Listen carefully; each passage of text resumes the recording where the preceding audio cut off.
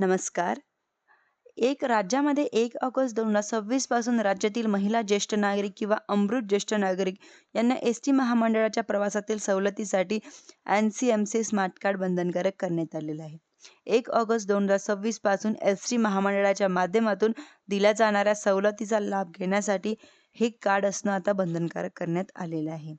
यापूर्वी सुद्धा राज्य शासनाच्या माध्यमातून या परिवहन मंडळाच्या माध्यमातून एन-सी-एम-सी कार्डसाठी बंधनकारक करण्यासाठी सूचना काढण्यात आलेल्या होत्या.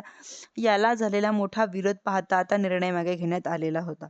अखेर याला एक मोठा अवधी मिळाल्यानंतर पुन्हा एकदा आता हे कार्ड बंधनकारक करण्यात येणार आहे.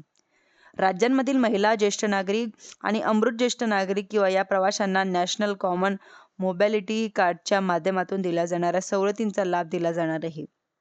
एकंदरीत आपण जर पाहिलं तर एस-टी महामंडळाच्या माध्यमातून या स्मार्ट कार्डच्या माध्यमातून प्रवाशांसाठी दिल्या जाणाऱ्या सवलतींचा लाभ सुरळीतपणे मिळावा किंवा तिकीट वितरण प्रक्रियेमध्ये पारदर्शकता यावी, प्रवास व्यवस्थापन किंवा अधिक आधुनिक व्हावा या सर्वांच्या अनुषंगाने स्मार्ट कार्ड आणण्यात आलेलं होतं.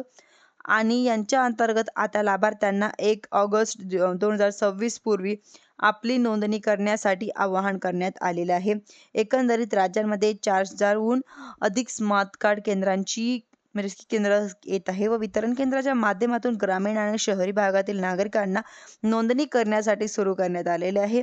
51 लाखापेक्षा जास्त नागरिकांच्या माध्यमातून नोंदणी करण्यात आलेली आहे. जवळजवळ 25 लाख स्मार्ट कार्ड आतापर्यंत बनवून देण्यात आलेली आहे. उर्वरित स्मार्ट कार्ड सुद्धा वितरण करण्यात येत आहेत.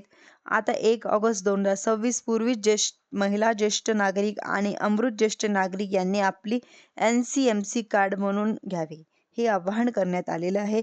1 ऑगस्ट 2026 पासून एस-टी महामंडळाच्या माध्यमातून दिल्या जाणाऱ्या सवलतींचा लाभ मिळणार नाही, असे या ठिकाणी सूचना देण्यात या ठिकाणी दिलेलं आहे. व अशाच नवीन अपडेटसाठी व माध्यमाच्या माहितीसाठी तुम्ही माझ्या चॅनलला सबस्क्राईब करायला विसरू नका.